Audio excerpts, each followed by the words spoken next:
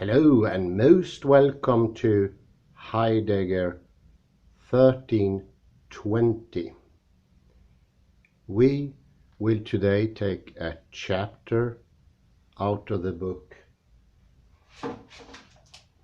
Heidegger on Logic, which is edited by Filippo, Casati and the famed Daniel O. Dahlstrom. It is a chapter at page 159 in the book, chapter 8, Logic and Attunement, reading Heidegger through Priest and Wittgenstein by Edward Witherspoon of Colgate University, New York.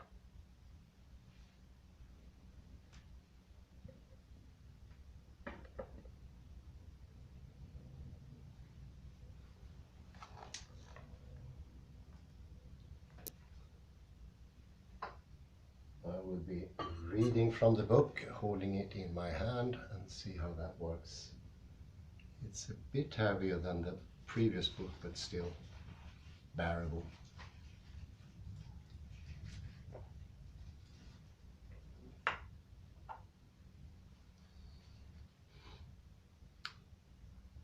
What is the relation between logic and metaphysics?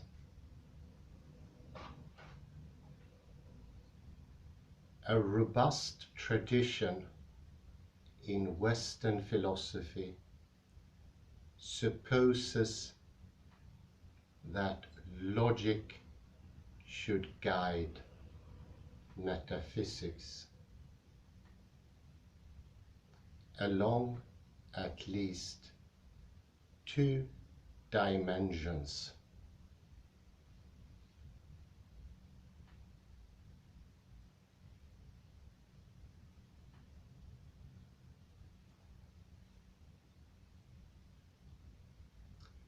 One, logic sets out the rules for correct thinking, which metaphysical investigation must of course observe.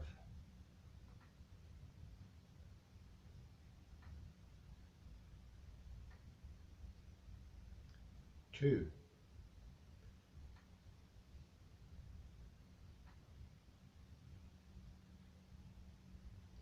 the structure of logic defines the possibilities for the structure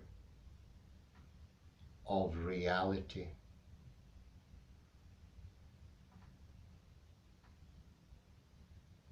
So metaphysics should look to logic for its most basic categories.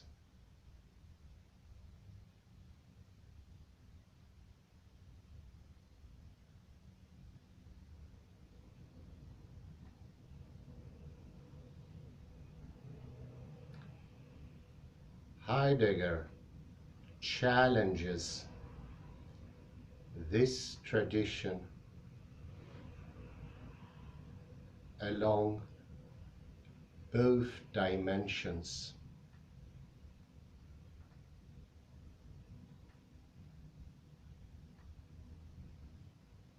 He asserts that metaphysics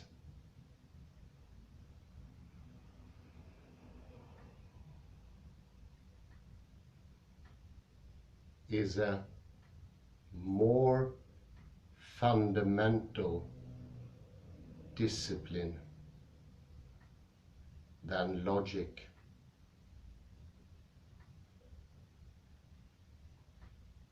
and so it cannot rely on logic for its structure.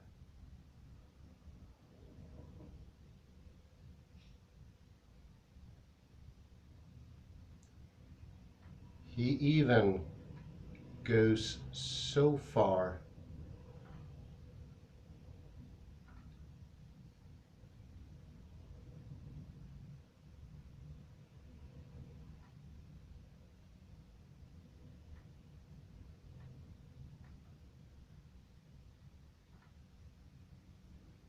as to question whether the rules of logic apply to metaphysical investigation.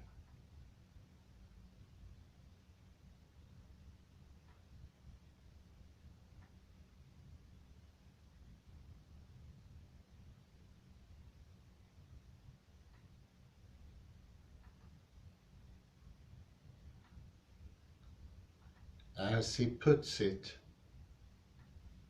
in one of his most notorious remarks,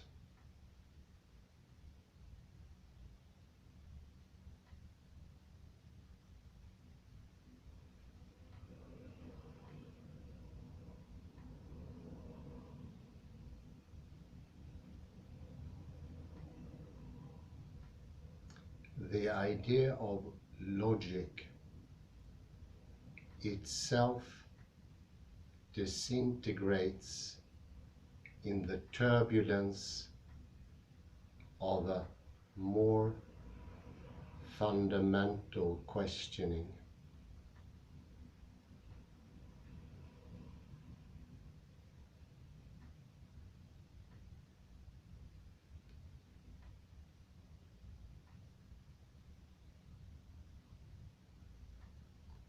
Why does Heidegger seek to dethrone logic?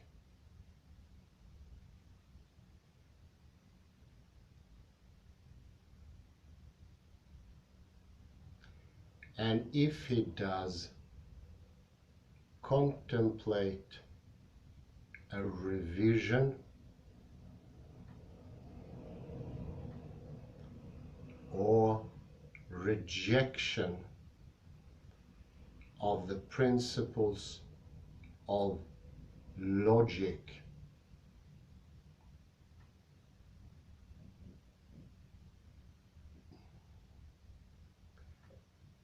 on what basis could such a thing be done?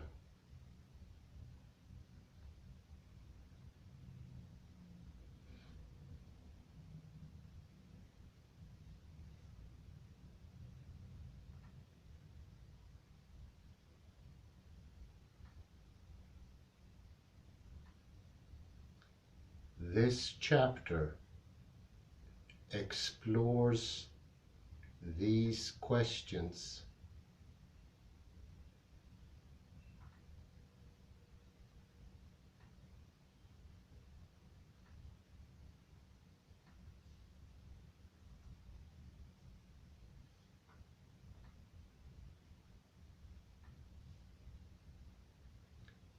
to understand how Heidegger's thought puts pressure on logic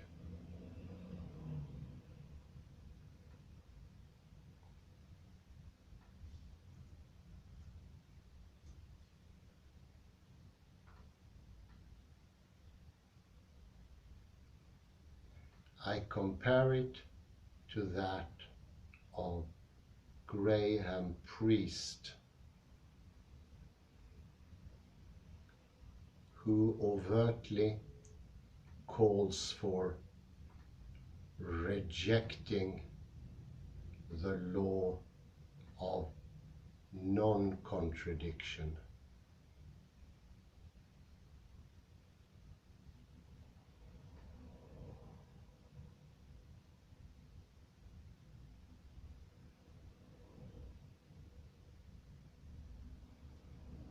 priest advocates dialetheism,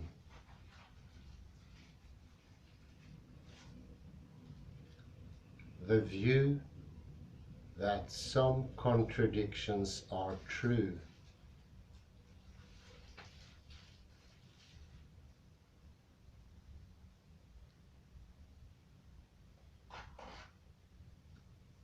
He argues that Heidegger's project would benefit from the explicit embrace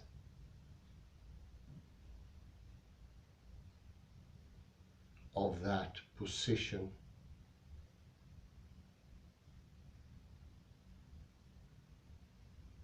I argue, however,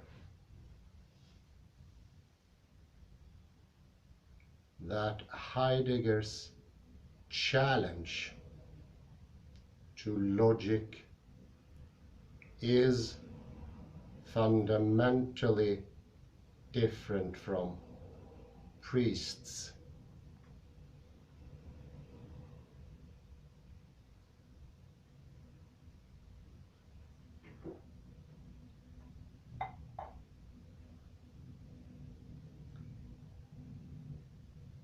The difference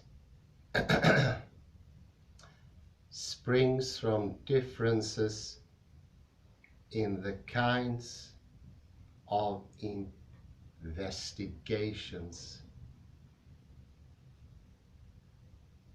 they are pursuing,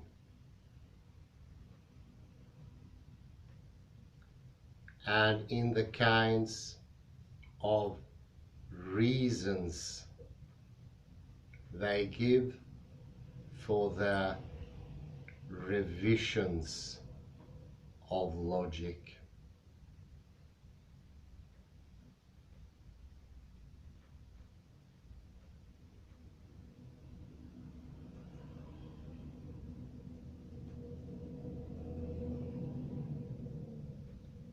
Priest embraces dialetheism on the basis of a rational weighing of theoretical costs and benefits.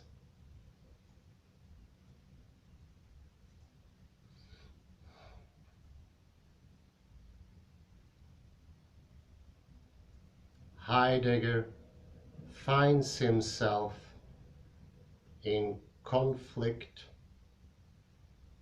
with the principle of non-contradiction.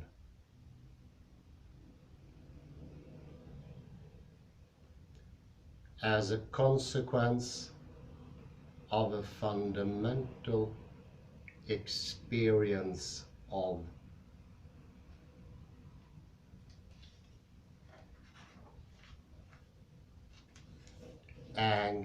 anxiety.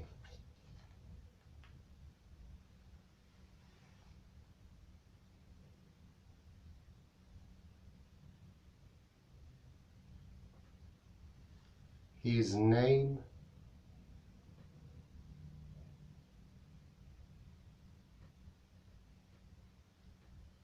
for the mood in which one encounters the nothing,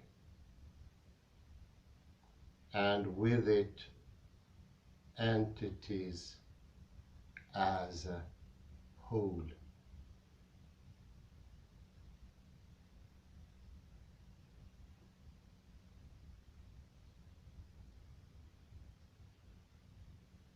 How could an experience lead someone to revise logic?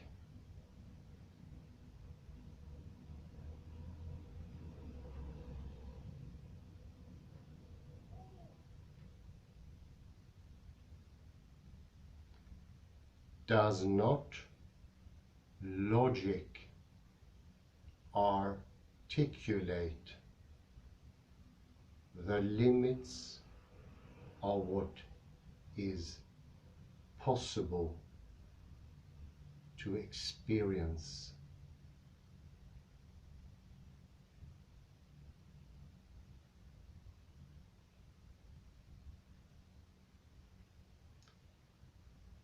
To explore these questions, I draw on Wittgenstein's later philosophy.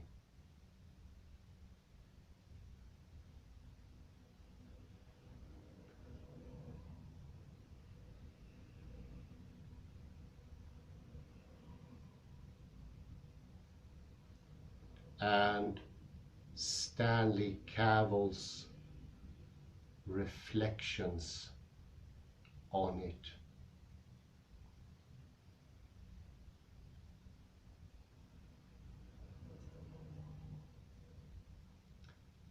I argue that systems of logic are distillations of the grammar of our language.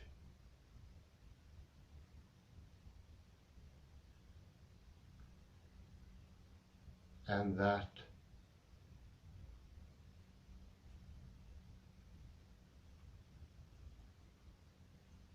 our language has the grammar it does thanks to our sensibilities.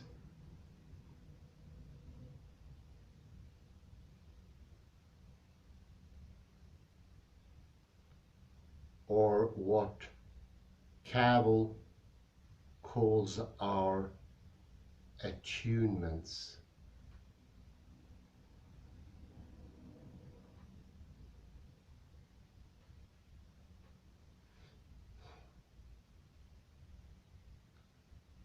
An alteration of our attunements can open new possibilities for grammar.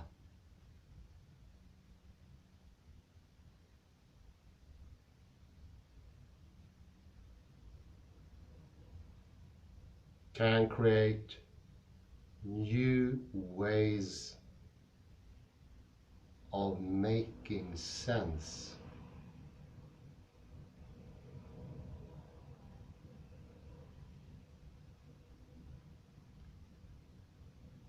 Like Wittgenstein and Cavell,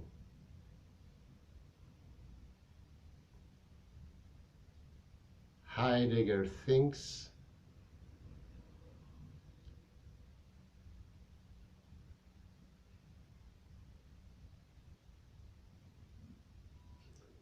that what we can talk about depends on our attunement.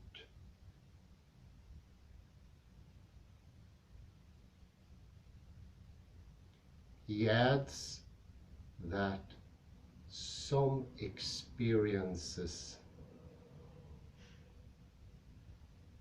can alter those attunements.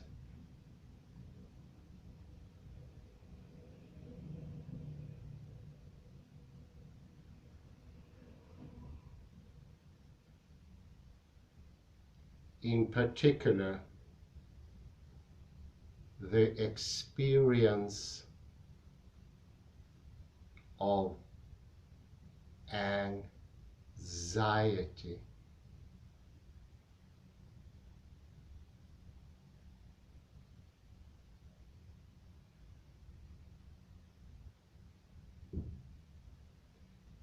brings about an attunement that provides a new mode of understanding.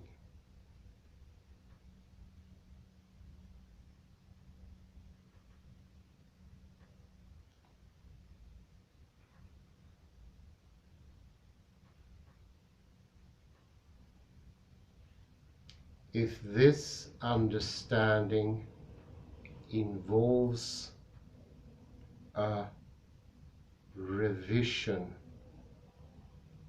of our logical principles,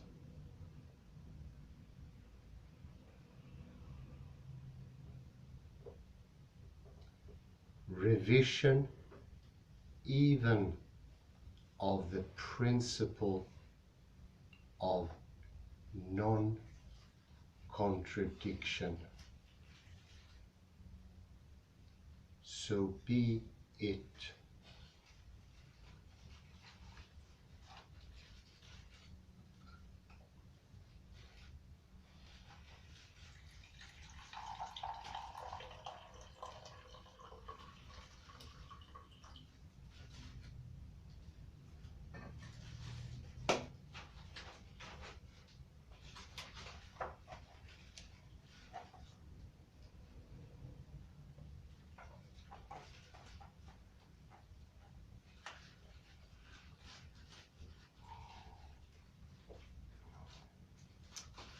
Next paragraph.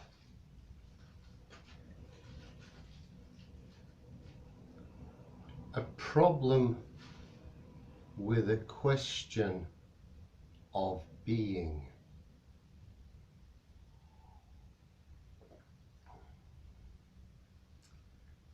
While Heidegger discusses the nature of logic throughout his career,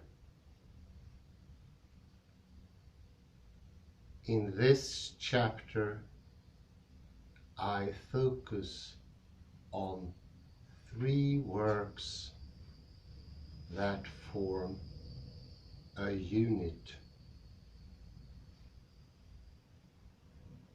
Being and Time from 1927,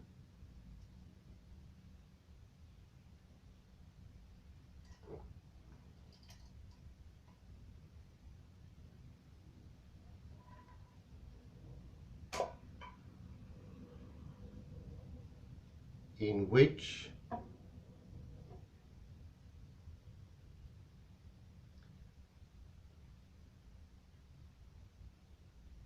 he formulates the question of being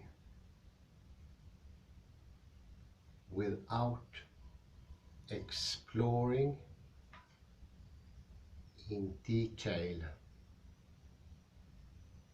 the logical puzzle that springs from it.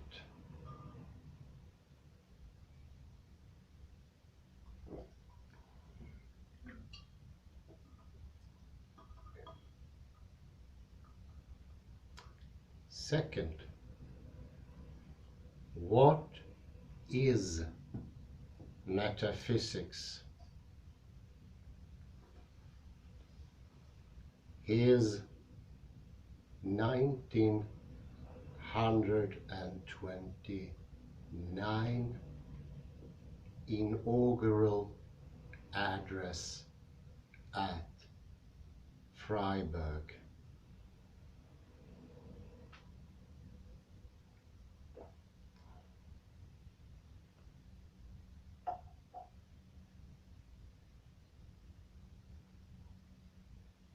In which he explicitly faces up to his logical conundrum and mediating between these works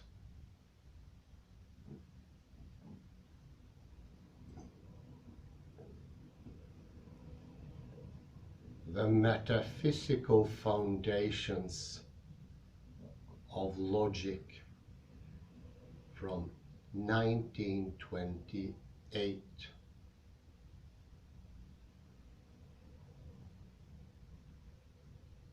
His last lecture course at Marburg.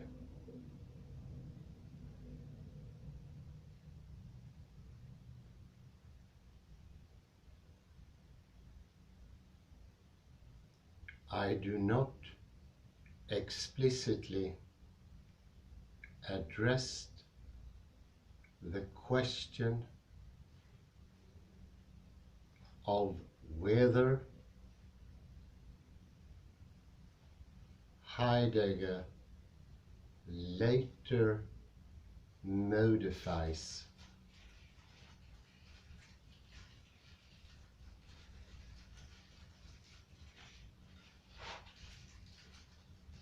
any commitments he made in these texts,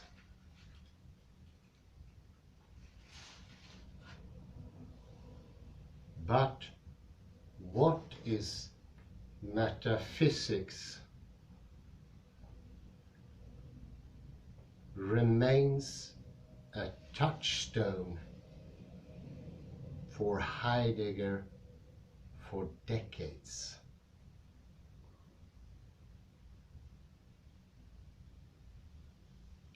He adds a postscript to it in 1943 and an introduction in 1949.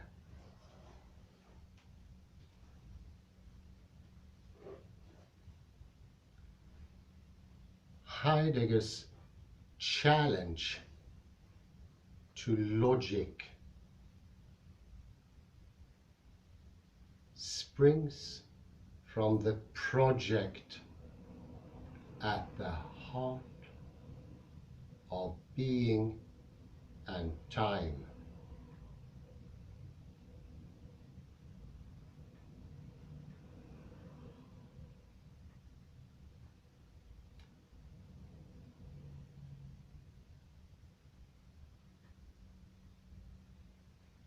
This project is to pose the question of the meaning of being.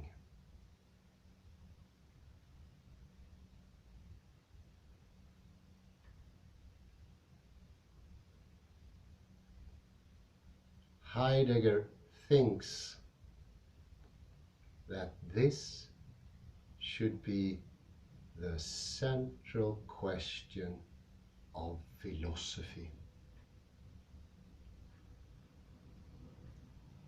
but that it tends to be covered up and forgotten.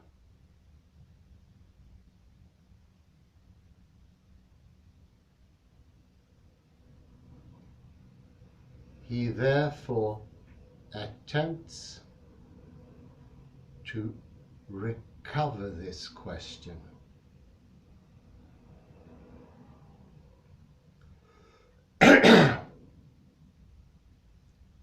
And to lay out a route for answering it.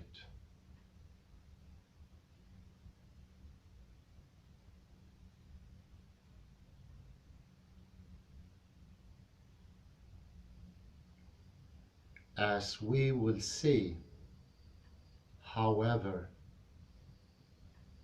that route leads to paradoxes.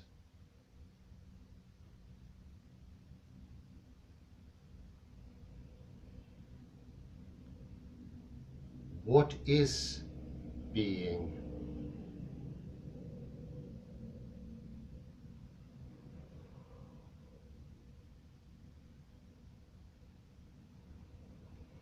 An initial characterization emerges from the observation that everything is in some way or other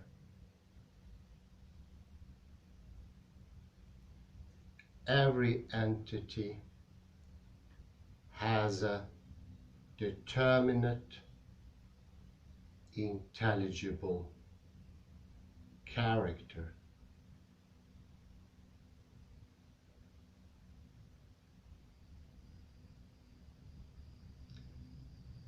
This is to say, entities have being.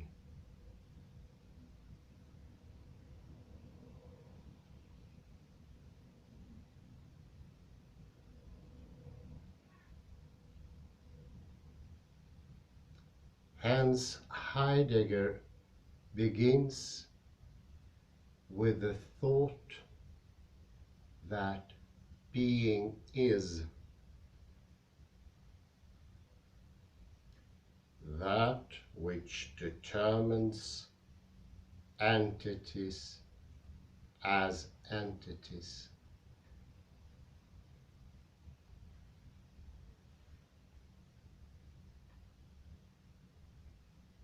That on the basis of which entities are already understood.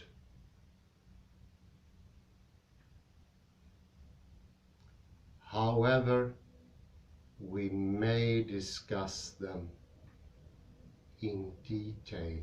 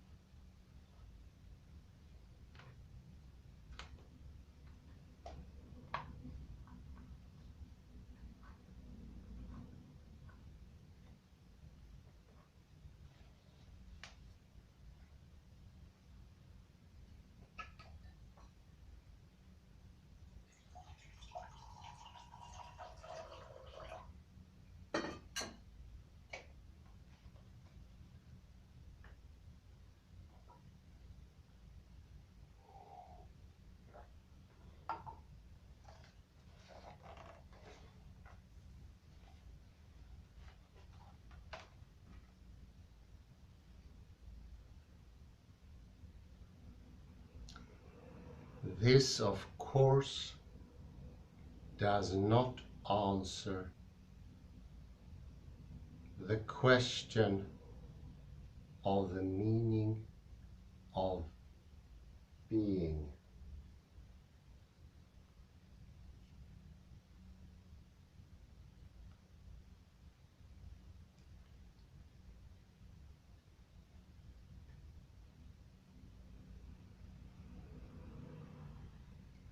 But it is a preliminary indication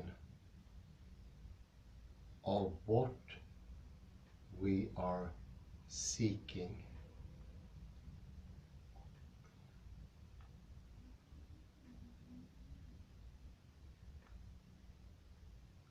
Namely, the source of entities and of our understanding of them.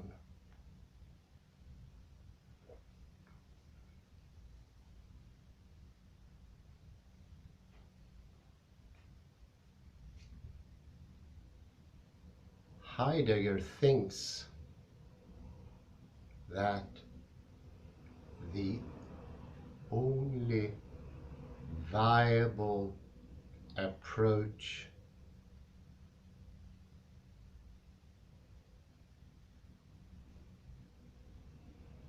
to the question of the meaning of being is to exploit the understanding of being that we,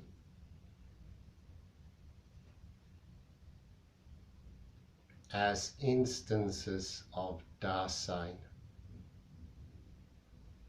already possess.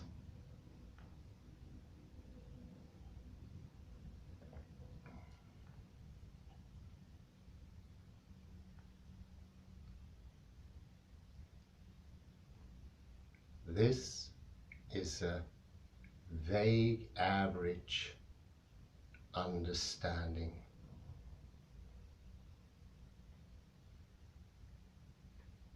Exhibited in our various ways of interacting with entities.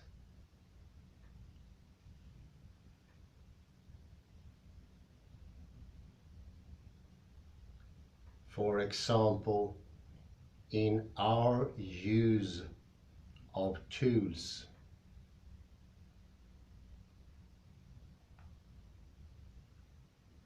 our relationships with other people,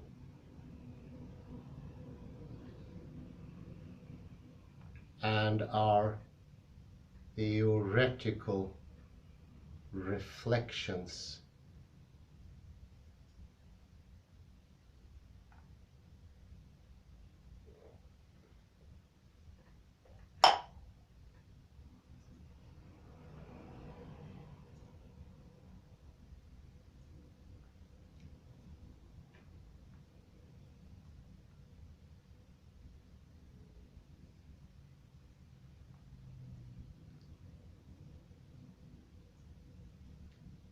in any interactions with an entity.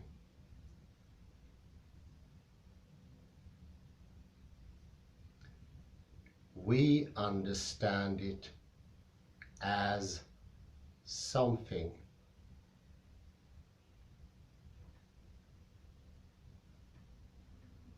which is to say, we understand it as having being,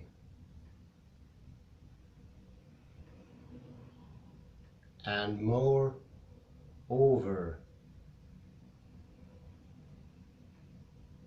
as having being of a particular kind.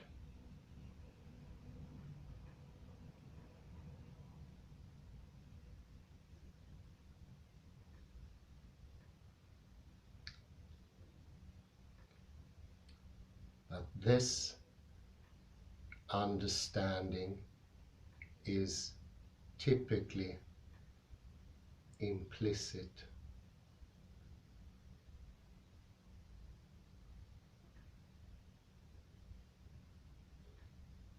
So it looks as though answering the question of being is a matter of making these implicit understandings explicit.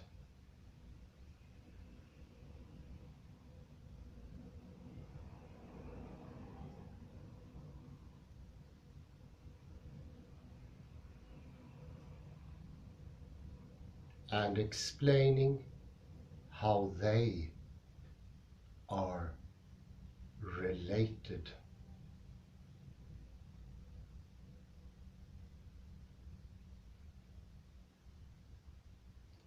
That is, explaining what makes them all understandings of being. And this last sentence I will add is immensely important.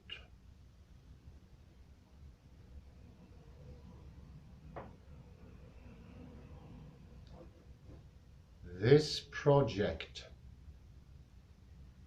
while immense, appears to be feasible.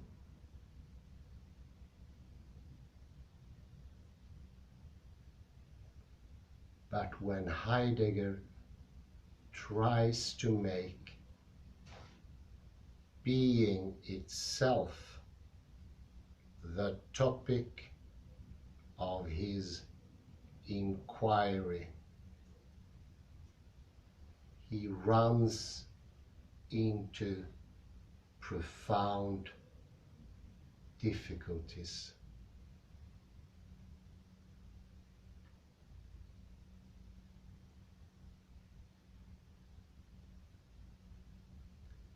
The goal of the inquiry would seem to be making true assertions about being.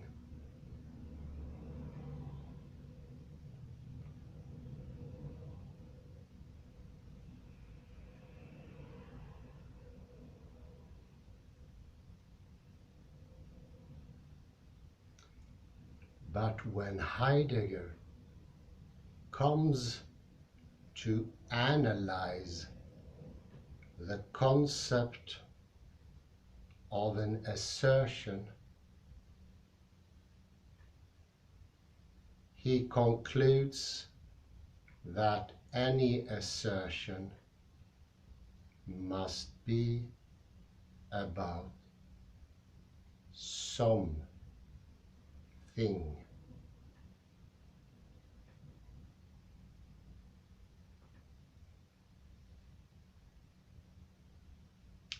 This is a problem.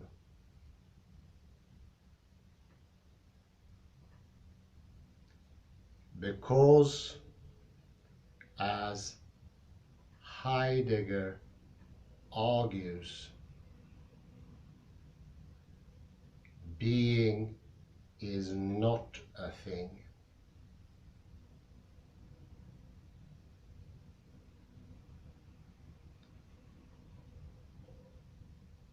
That which makes everything the thing it is.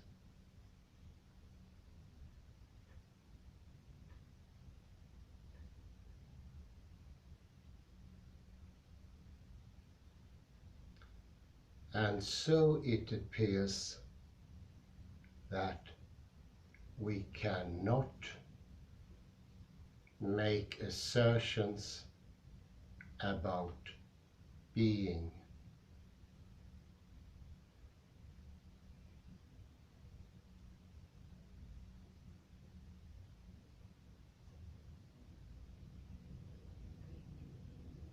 We can express the obstacle in the way of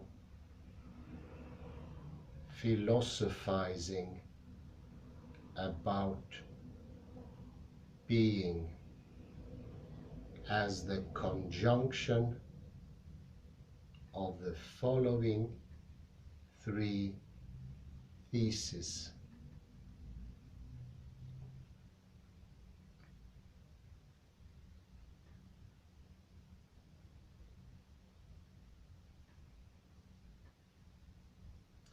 One, being is distinct from any entity.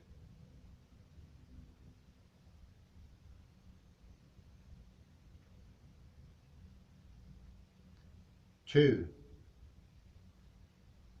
what an assertion is about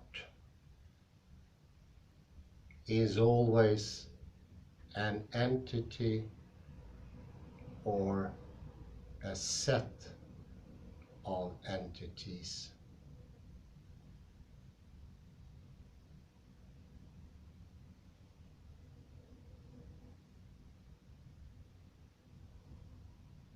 3. It is possible to make assertions about being.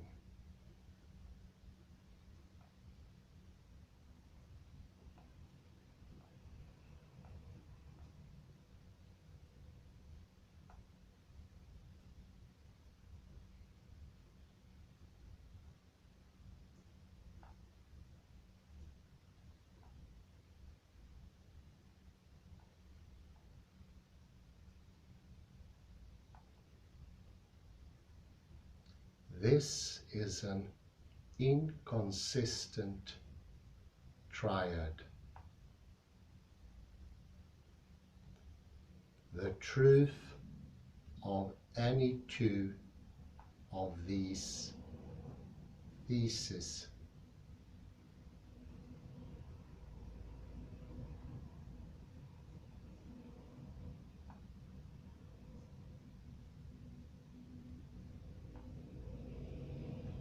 entails the falsity of the third.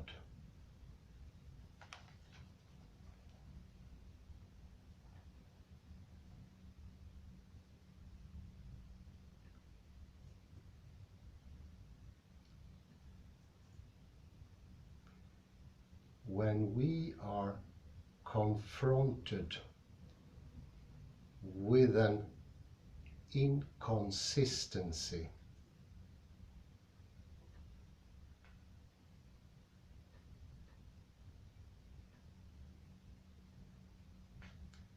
the rational response is to give up one or more of the inconsistent propositions,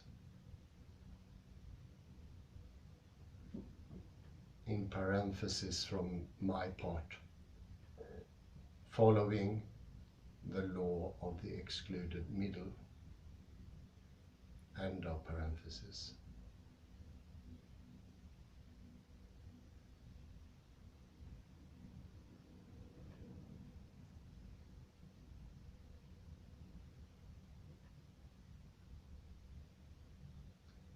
Many commentators on Heidegger have sought to do just that.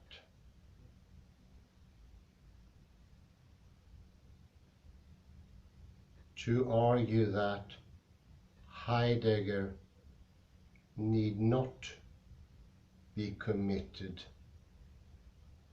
to all three of these theses.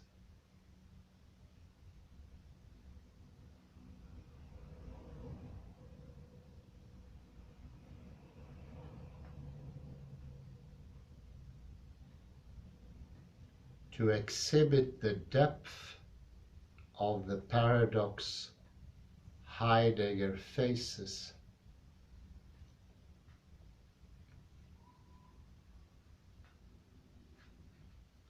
I adumbrate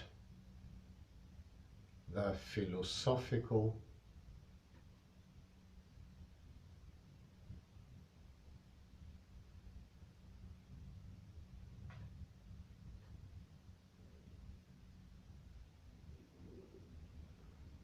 and textual basis for attributing each of these positions to Heidegger.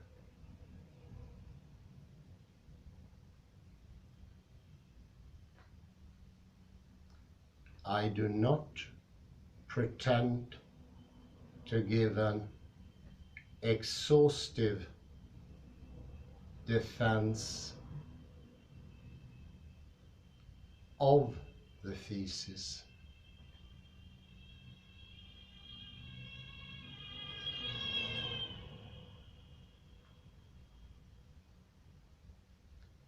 Or of the correctness of attributing them to Heidegger.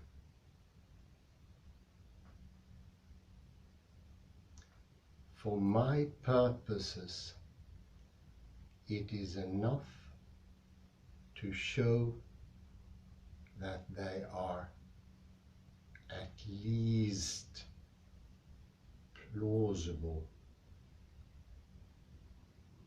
and are plausibly attributable to Heidegger.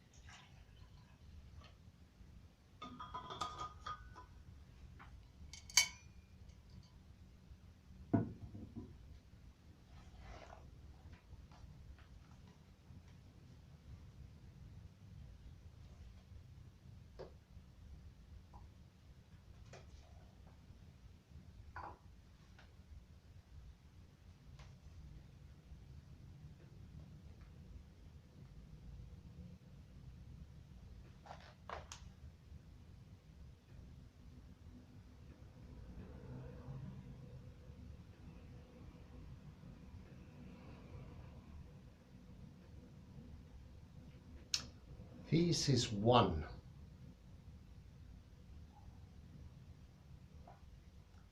is a recurrent theme in Heidegger's writings.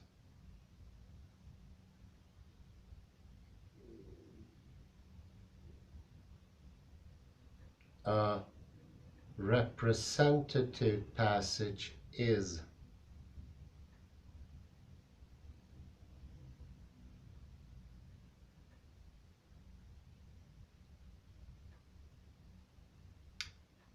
being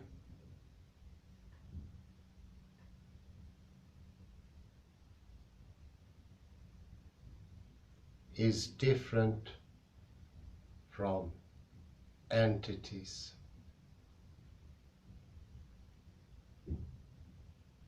And only this difference, the possibility of this difference, allows for an understanding of being.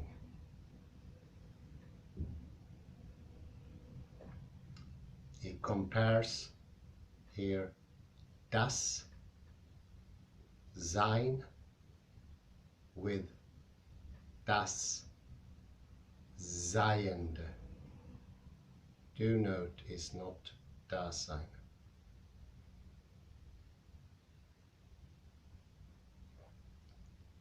We term this distinction the ontological difference.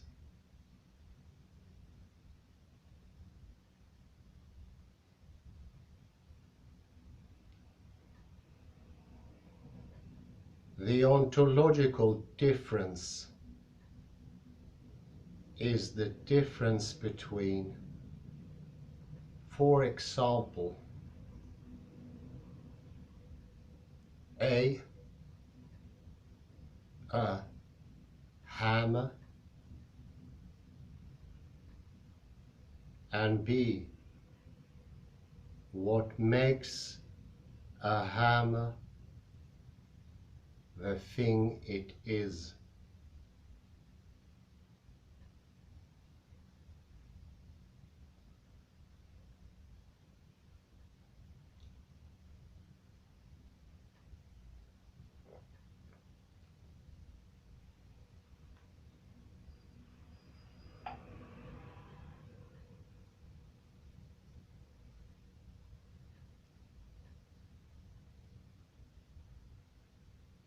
even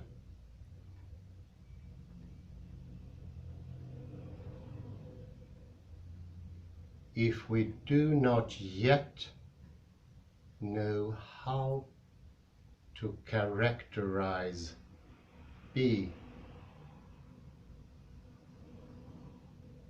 it expresses, after all, part of what the question of being is to answer.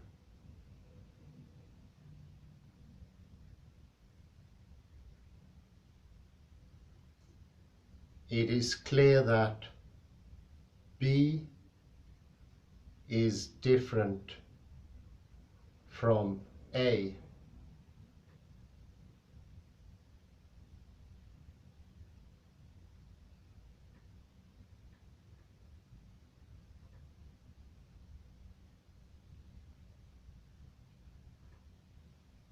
Thesis 2 follows from Heidegger's analysis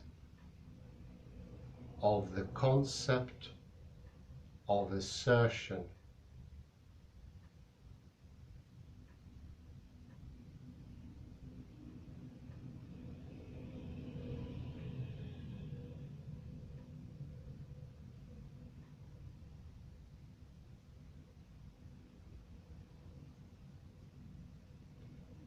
According to this analysis, assertion is a derivative form of interpretation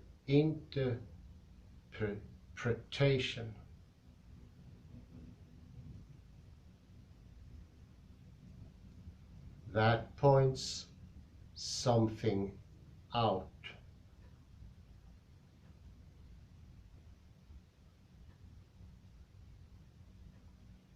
Our understanding of being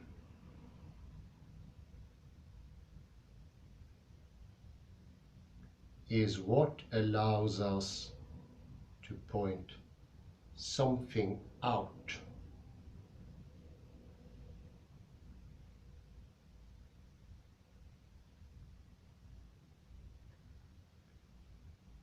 What can be pointed out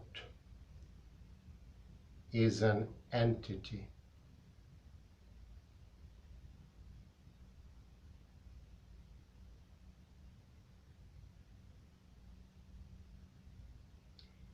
Being as that which makes entities available for pointing out. And very important, I say, cannot itself be pointed out.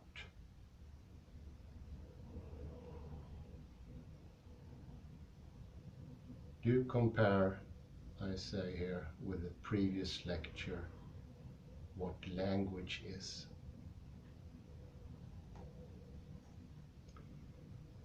Thesis 3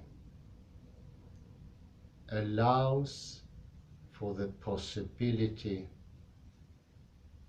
of philosophical inquiry into being.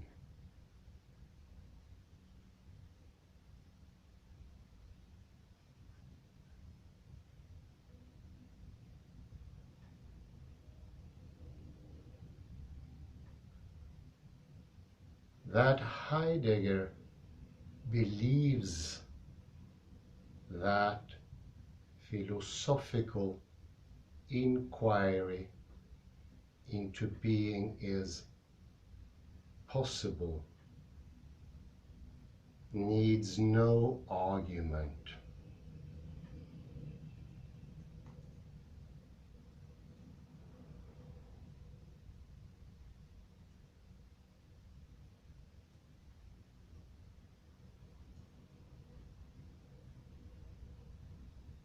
Such inquiry is his life's work.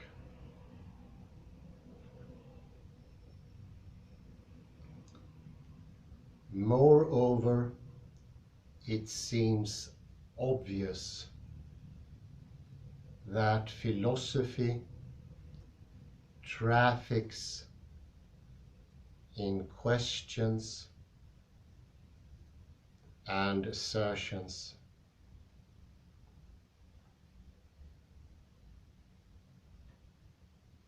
Which we evaluate as true or false.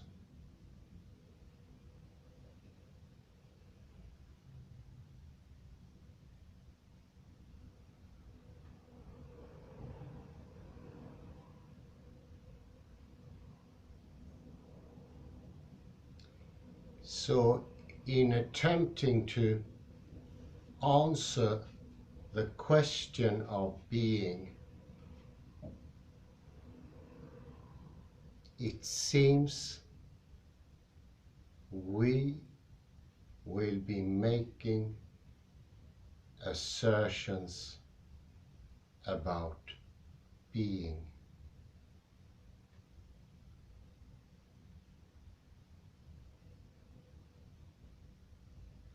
Indeed, Heidegger's own writings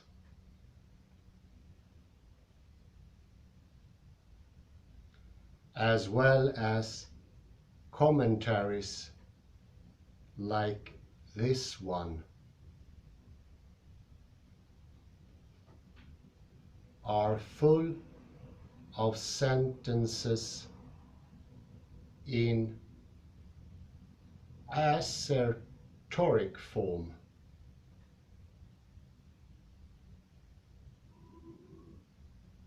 employing being as a referring expression.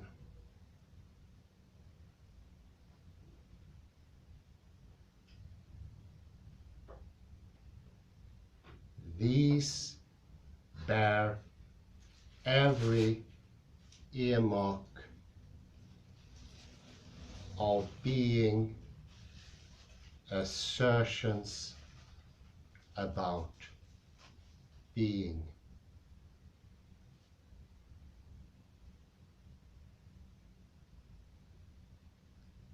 It thus appears that Heidegger has plausible reasons for maintaining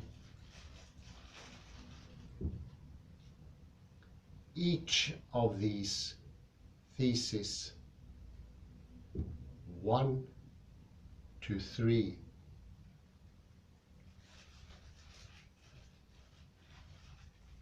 As readers of Heidegger, we thus face a conundrum.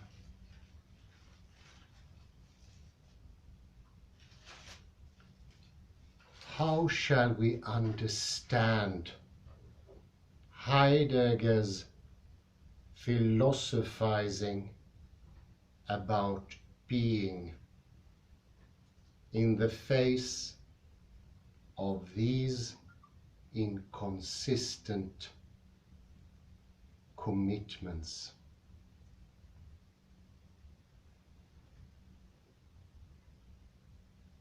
Next paragraph, interpretive options.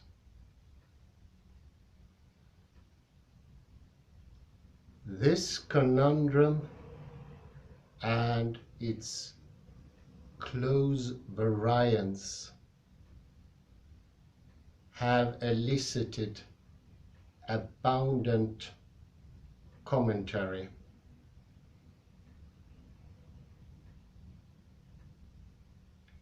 As a way of placing the main concerns of this chapter within this interpretive space.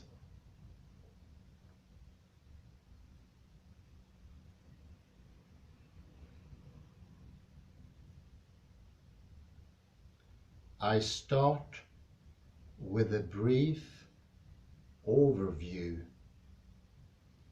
of the options available to Heidegger's readers.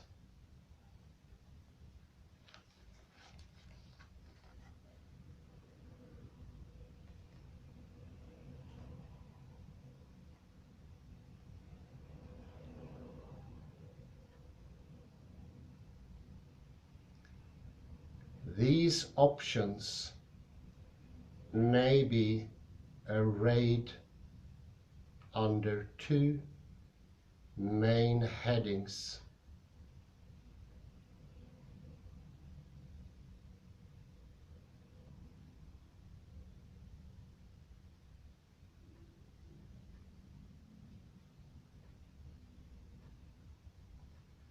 The first family of options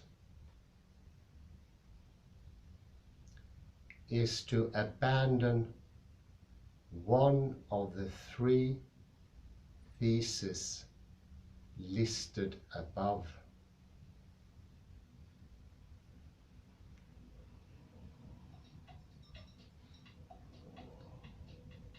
Doing so would remove the inconsistency and might thereby open an avenue for philosophizing about being.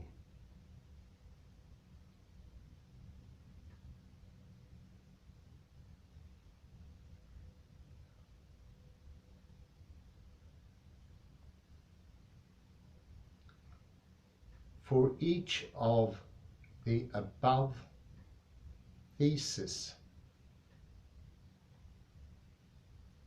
commentators can be found who believes that Heidegger should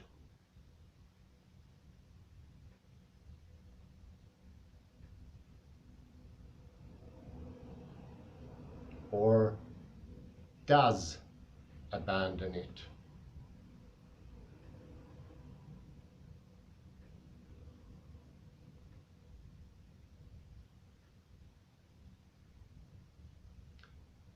One could deny that there is an ontological difference.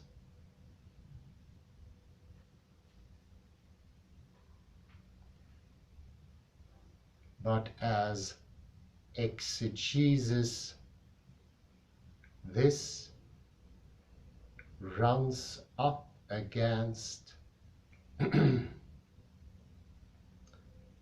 the stubborn fact that Heidegger frequently and consistently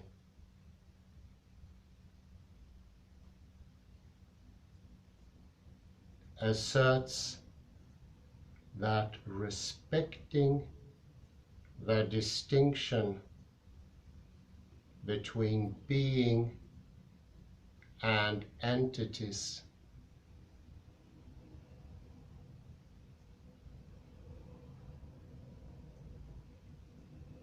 is essential to philosophizing about being.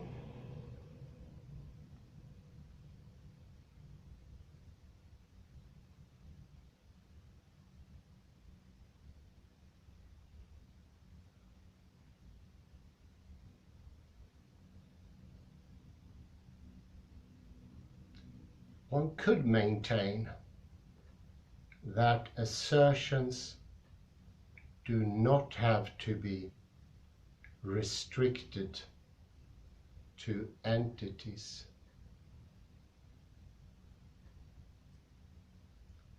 so that being could be the topic of assertions.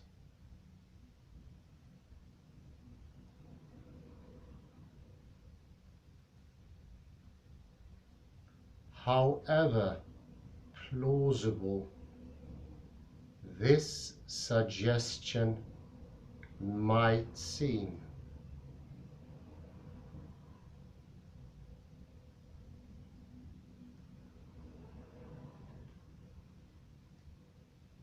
it faces the exegetical problem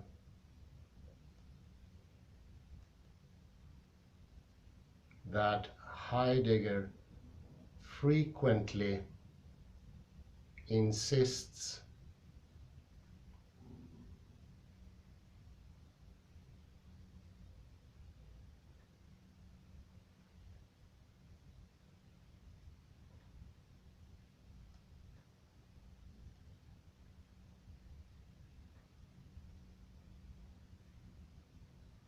that assertions can only be about entities.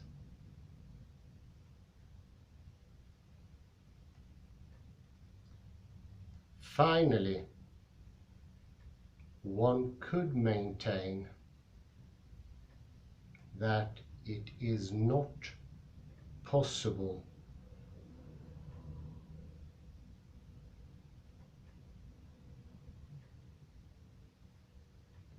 to make assertions about being.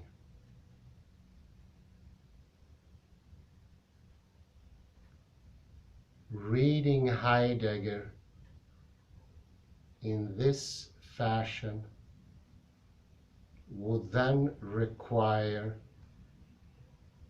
a way of philosophizing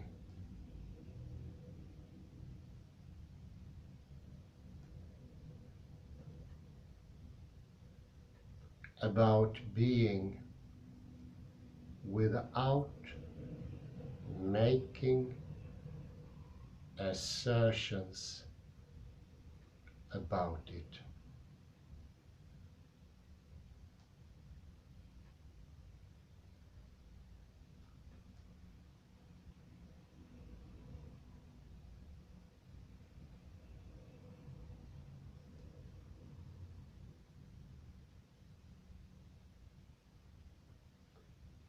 There are various versions of this position,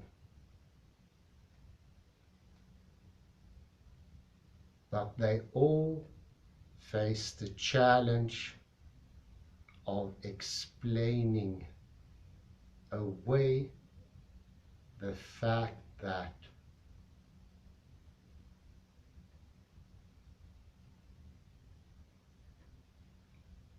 Heidegger's text appears to be rife with assertions about being.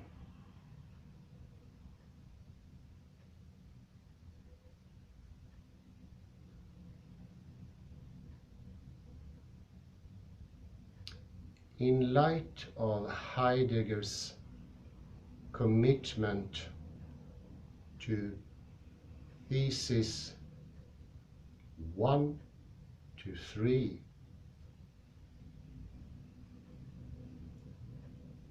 a reader of Heidegger should be willing to explore a second main interpretive option.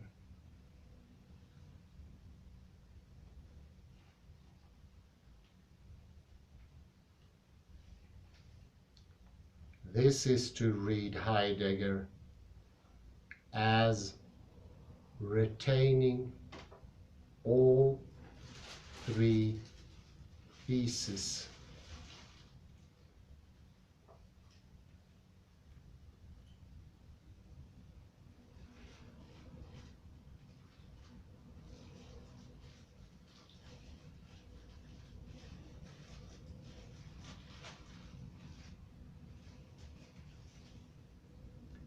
while continuing to philosophize in the face of their inconsistency.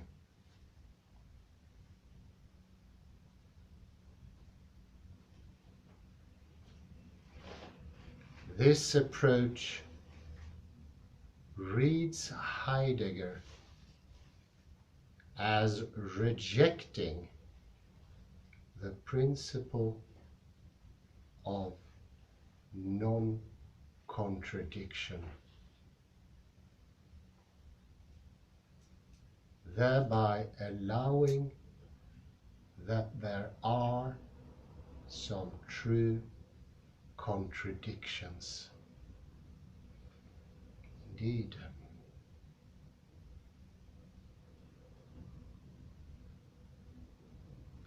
While this will strike many philosophers as a counsel of desperation,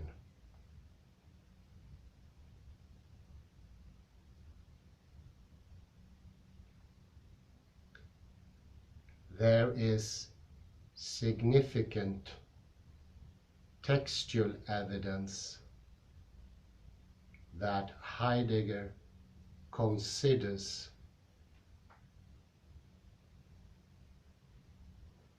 and perhaps embraces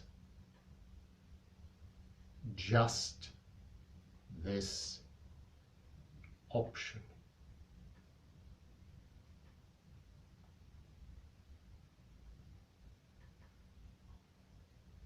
When his account of the nothing in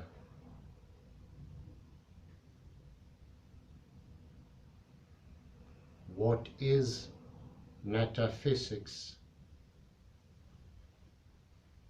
runs afoul of the commonly cited ground rule.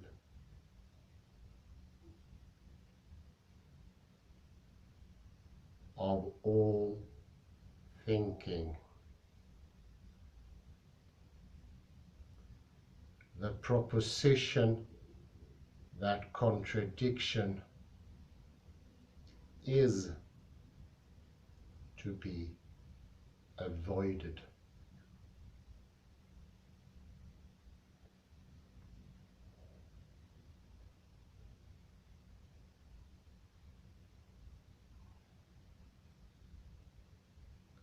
Heidegger responds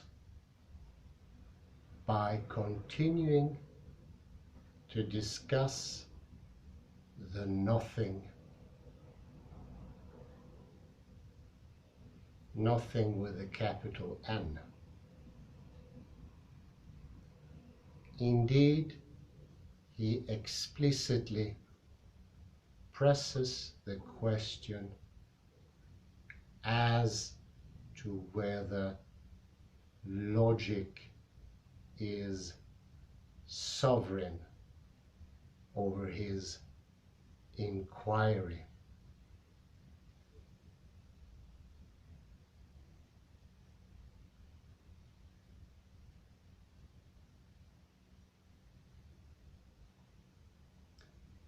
As I noted above,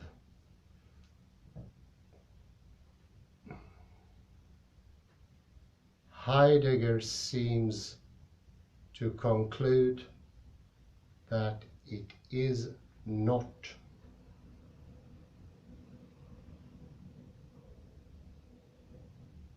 the idea of logic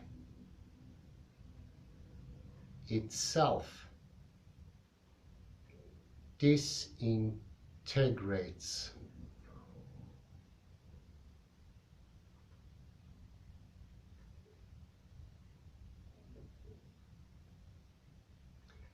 in the turbulence of a more fundamental questioning.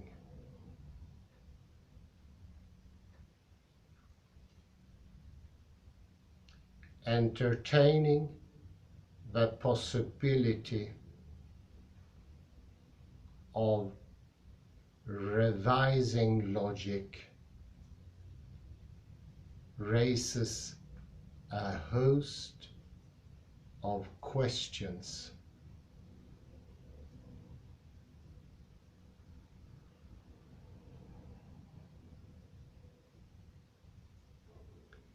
On what basis could it be legitimate to cast off a fundamental principle of logic?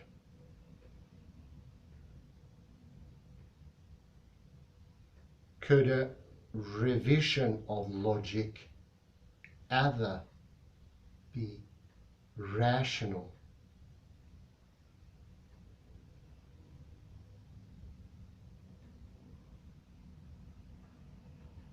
How must we understand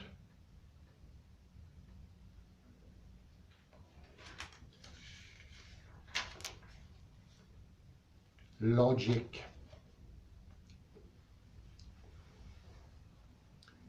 if it turns out that logic can or should be revised?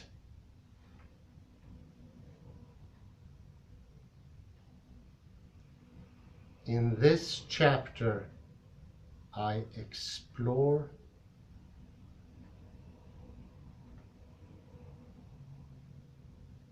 these questions as a part of an investigation into whether Heidegger should be read as promoting a revision of logic.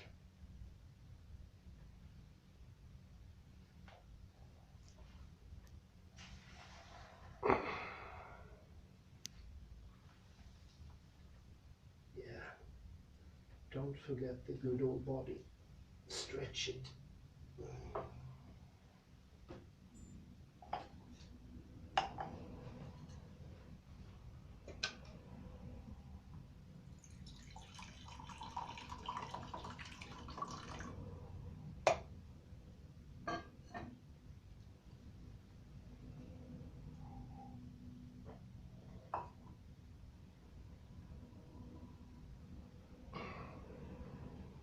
Knuckles and bones.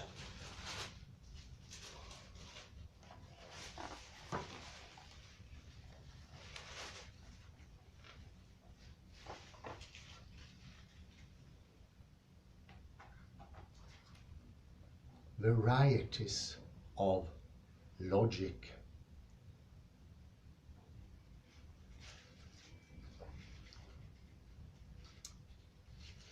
In order to describe the kinds of debates that can arise around the acceptance or rejection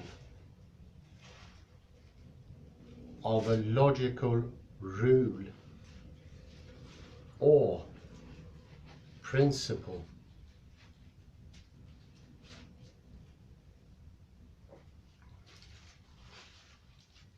I now introduce some distinctions between things that can all, with some justification, be called logic. These distinctions can be found in the metaphysical foundations of logic.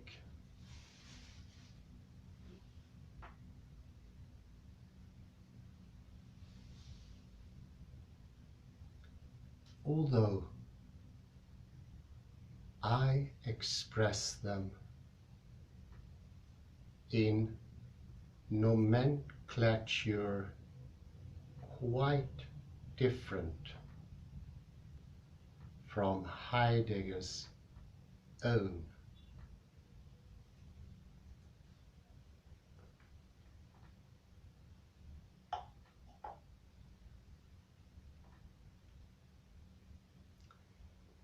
The word logic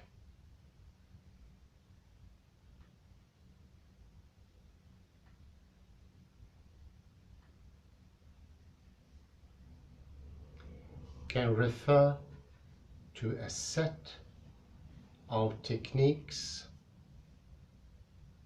and algorithms for symbolizing arguments and testing them for deductive validity.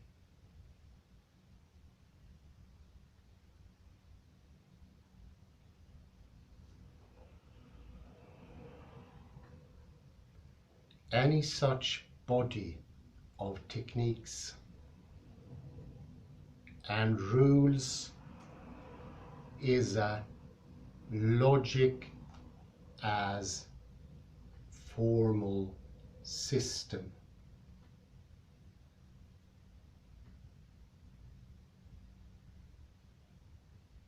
The most familiar one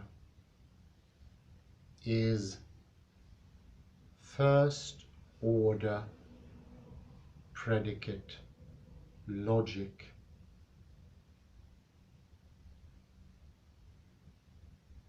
But there are many others.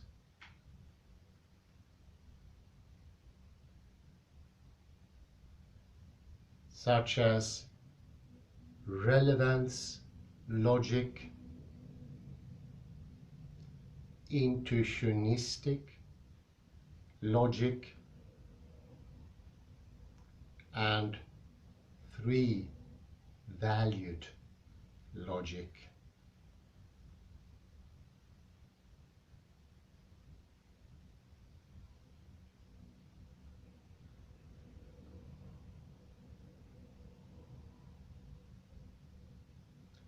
The goal of these systems of rules is to issue correct verdicts on the goodness or badness of any argument to which it can be applied.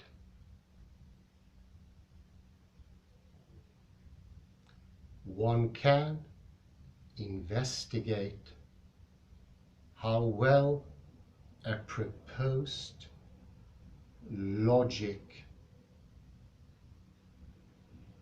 as formal system meets this goal.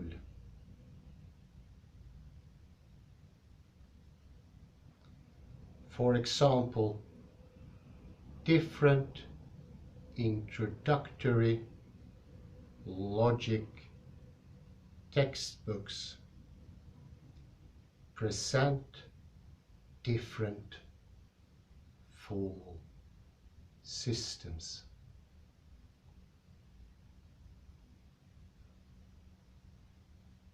Some use truth trees, others truth tables,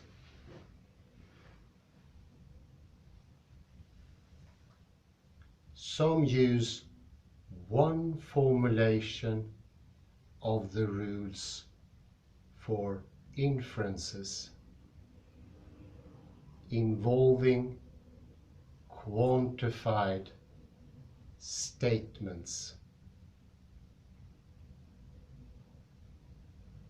Others use a different formulation.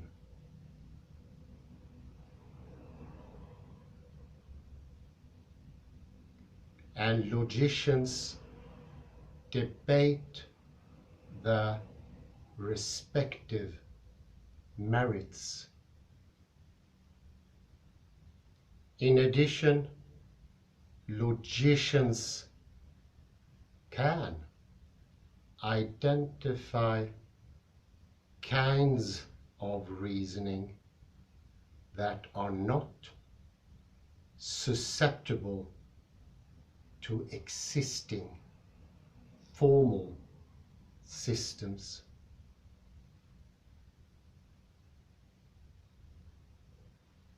And can try to devise new formal systems, is what I call logic as discipline of formalization.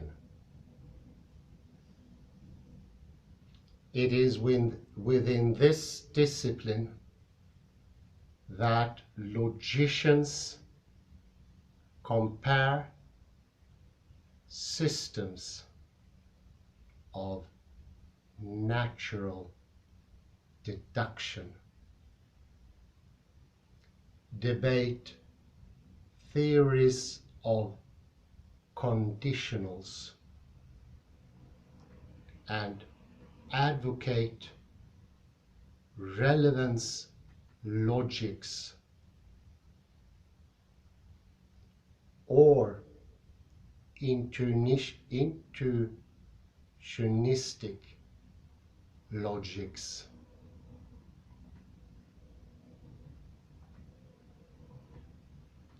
Or three valued logics against classical logic, in parenthesis, which has mere two values. Within logic as discipline of formalization, as philosophers debate the adequacy of contending formal systems, they rely on notions like object,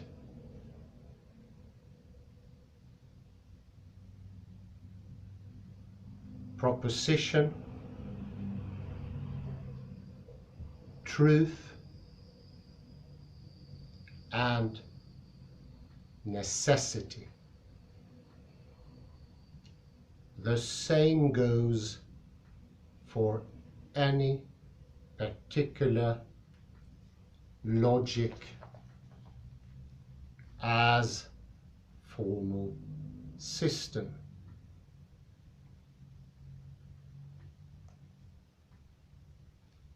Such a system may define a valid inference as a deductive inference that necessarily preserves truth, but it does not investigate theories of truth or of necessity.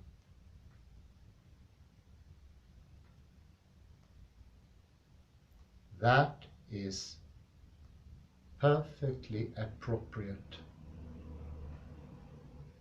given the aims of these projects.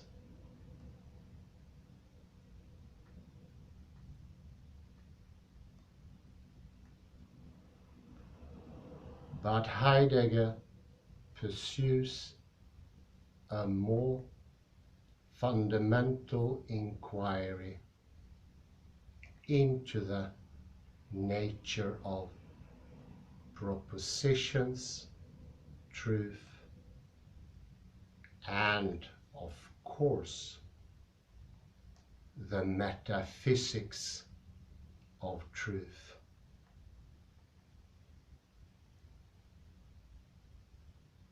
And he says that metaphysics too can be regarded as a kind of logical investigation. Hence, we have another philosophical discipline,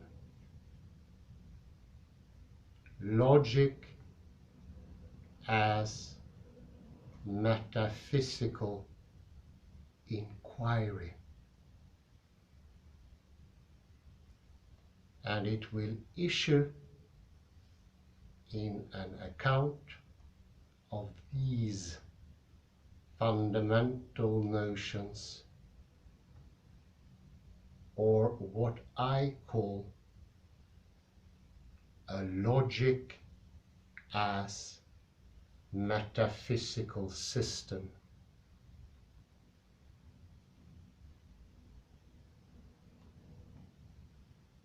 So I will round up with the last paragraph until my arm breaks. These distinctions between different notions of logic are not meant to suggest that philosophers should engage in just one form of investigation at a time. For example,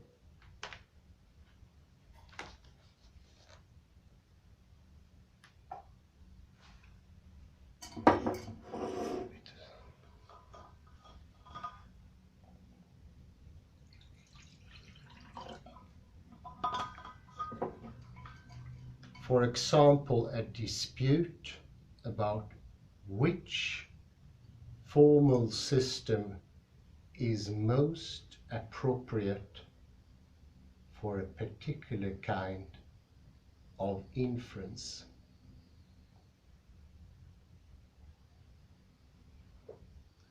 The point of making these distinctions is to allow us to give a coherent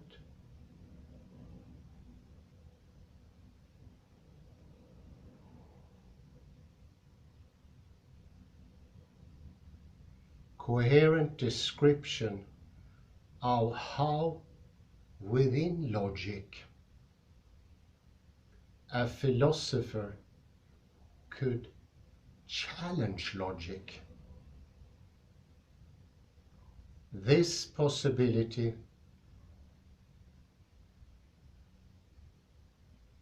in turn opens an interpretive space for understanding Heidegger's own challenges to logic.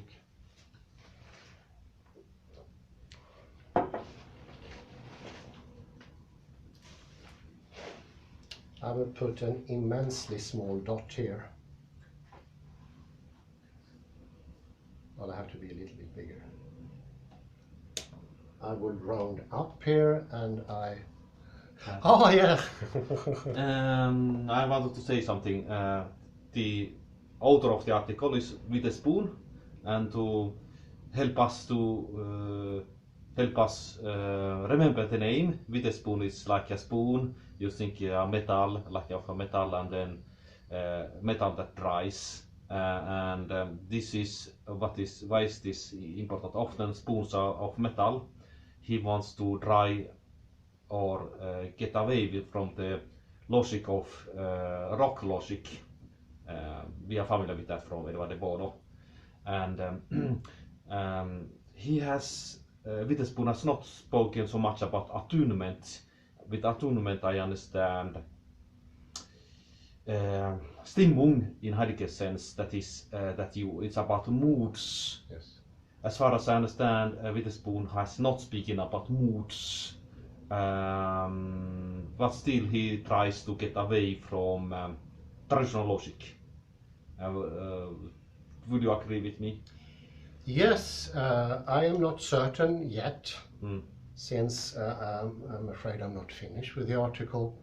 But yes, that could be the case actually, yes. And there is another thing that is, I would say, very important, and that is the fundamentals of being cannot be spoken about. And that is the precondition to speak at all. So the unspeakability of being makes it possible for us to speak about beings, Seyendes. But if we start to talk about being, we will also lose beings. And I would say this is very close to what Roberto Unger and Lee Smolin is saying. If we commit those cosmological fallacies I've gone through earlier, we lose our ability to say anything about things underneath the level of the whole world. And that is, of course, a very, very dear price. I will continue with this most interesting article about Witherspoon. It could also be helpful. There we have a spoon. I also remember from my childhood, it was this Israeli fellow, I think. His name was Uri Geller.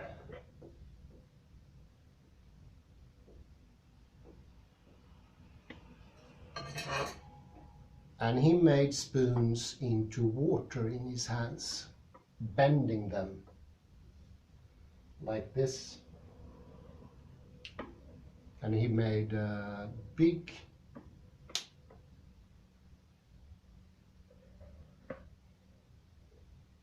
appearances in the late night show, I will remember, with Johnny Carson.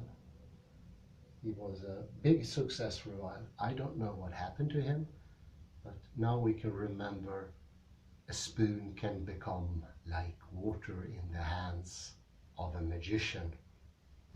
I say thank you very much and have a pleasant afternoon.